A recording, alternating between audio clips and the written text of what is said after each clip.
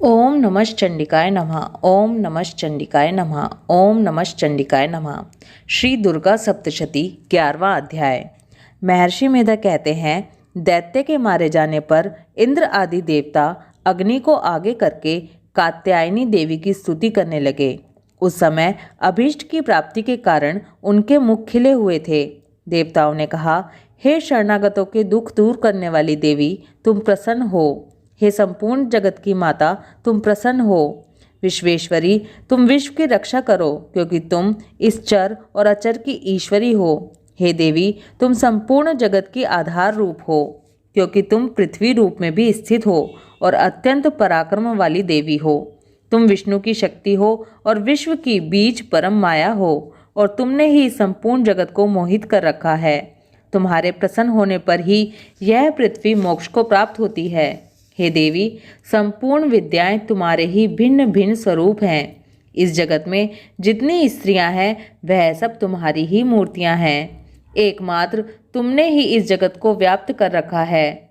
तुम्हारी स्तुति किस प्रकार हो सकती है, क्योंकि तुम परम बुद्धि रूप हो और संपूर्ण प्राणी रूप स्वर्ग और मुक्ति देने वाली हो।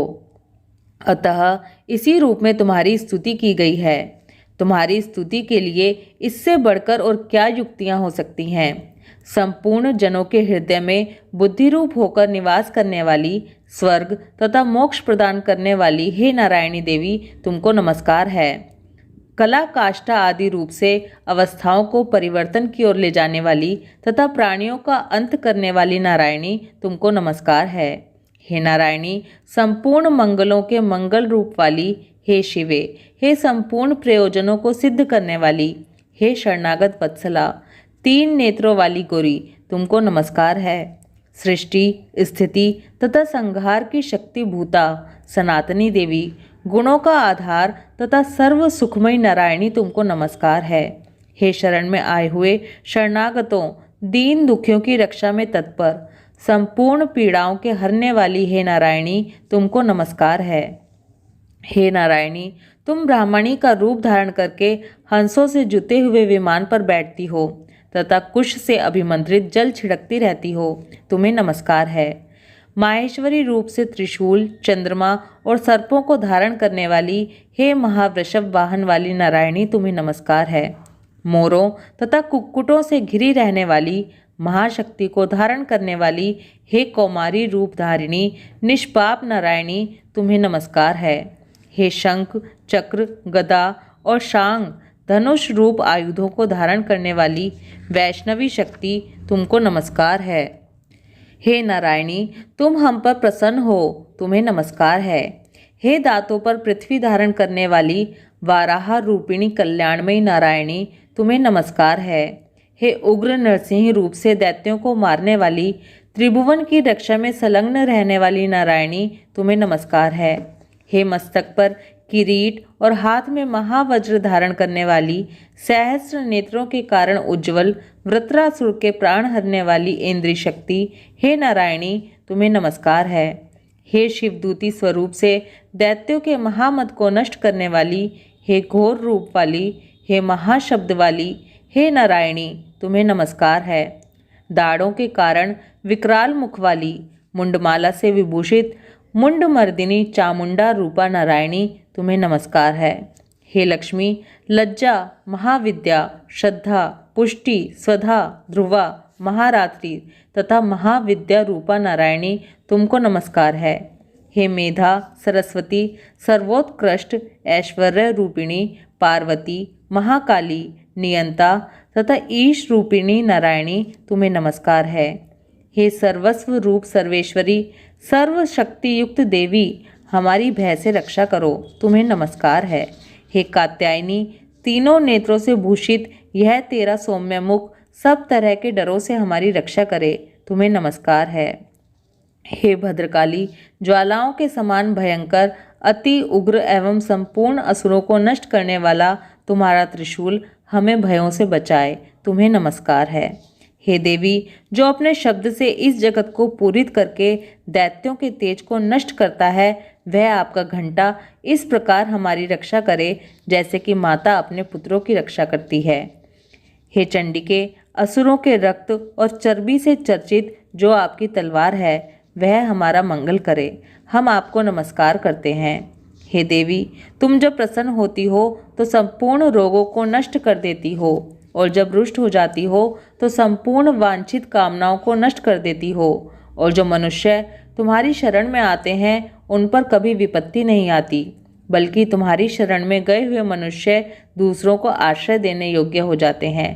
अनेक रूपों से बहुत प्रकार की मूर्तियों को धारण करके इन धर्मद्रोही असुरों का तुमने संहार किया है। वह तुम्हारे सिवा और कौन कर सकता था। चतुर्दश विद्याएं, षट शास्त्र और चारों वेद तुम्हारे ही प्रकाश से प्रकाशित हैं। उनमें तुम्हारा ही वर्णन है। और जहाँ राक्षस, विषैले सर्प, शत्रुगण हैं, वहाँ और समुद्र के बीच में भी तुम साथ रहकर इस विश्व की रक्षा करती हो। हे विश्वेश्वरी, तुम विश्व का पालन करने वाली विश्व रूपा हो, इसलिए संपूर्ण विश्व को धारण करती हो।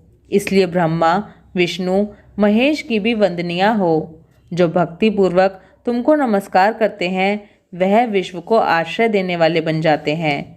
हे देवी, तुम प्रसन्न हो और असुरों को मारकर जिस प्रकार हमारी रक्षा की है, ऐसे ही हमारे शत्रुओं से सदा हमारी रक्षा करती रहो। संपूर्ण जगत के पाप नष्ट कर दो और पापों तथा उनके फल स्वरूप होने वाली महामारी आदि बड़े बड़े उपद्रवों को शीघ्र ही दूर कर दो। विश्व की पीड़ा को हरने वाली देवी, शरण में पड़े हुओं पर प्रसन्न हो। त्रिलोक निवासियों की पूजनीय परमेश्वरी, हम लोगों को वरदान दो। देवी ने कहा, हे देवताओं, मैं तुमको वर देने के लिए तैयार हूँ। आपकी जैसी इच्छा हो वैसा वर मुझसे मांग लो, मैं तुम्हें अवश्य दूंगी। देवताओं ने कहा, हे सर्वेश्वरी, त्रिलोकी के निवासियों की समस्त पीड़ाओं को तुम इसी प्रकार हरती रहो और हमारे शत्रुओं को इसी प्रकार नष्ट करती रहो। देवी ने कहा, वैवस्वत मनवंतर के 28वें युग में 2 और महाअसुर शुंभ और निशुंभ उत्पन्न होंगे। उस समय मैं नंद गोप के घर से, यशोदा के गर्भ से उत्पन्न होकर विंध्याचल पर्वत पर शुंभ और निशुंभ का संहार करूंगी। फिर अत्यंत भयंकर रूप से पृथ्वी पर अवतीर्ण होकर मैं वैप्र चित्ती नामक दानवों का नाश करूंगी। उन भयंकर महाअसुरों को भक्षण करते समय मेरे दांत अनार के पुष्प के समान लाल होंगे। इसके पश्चात स्वर्ग में देवता और पृथ्वी पर मनुष्य मेरी स्तुति करते हुए मुझे रक्त दंतिका कहेंगे। फिर जब 100 वर्षों तक वर्षा ना होगी तो मैं ऋषियों के स्तुति करने पर आयोनिच नाम से प्रकट होंगी और अपने 100 नेत्रों से ऋषियों की ओर देखूंगी। अतः मनुष्य शताक्षी नाम से मेरा कीर्तन करेंगे। उसी समय मैं अपने शरीर से उत्पन्न हुए प्राणों की रक्षा करने वाले शाकों द्वारा सब प्राणियों का पालन करूंगी और तब इस पृथ्वी पर शाकंभरी के नाम से विख्यात होंगी। और इसी अवतार में मैं दुर्ग नामक महाअसुर का वध करूंगी और इससे मैं दुर्गा देवी के नाम से प्रसिद्ध हो जाऊंगी। इसके पश्चात जब मैं भयानक रूप धारण करके हिमालय निवासी ऋषियों, महर्षियों की रक्षा करूंगी, तब भीमा देवी के नाम से मेरी ख्याति होगी। और जब फिर अरुण नामक असुर तीनों लोगों को पीड़ित करेगा, तब मैं असंख्य भ्रमरों का रूप धारण करके उस महादैत्य का वध करूंगी। तब स्वर्ग में देवता और मृत्युलोक में मनुष्य मेरी स्तुति करते हुए मुझे भ्रामरी नाम से पुकारेंगे। इस प्रकार जब जब पृथ्वी राक्षसों से पीड़ित होगी, तब तब मैं अवतरित होकर शत्रुओं का नाश करूंगी। बोलो दुर्गा मैया की जय। ओम नमः चंडिकाय नमः। ओम नमः चंडिकाय नमः। ओम नमः चंडिकाय नमः। श्री दुर्गा सप्तशती 11वां अध्याय समाप्त।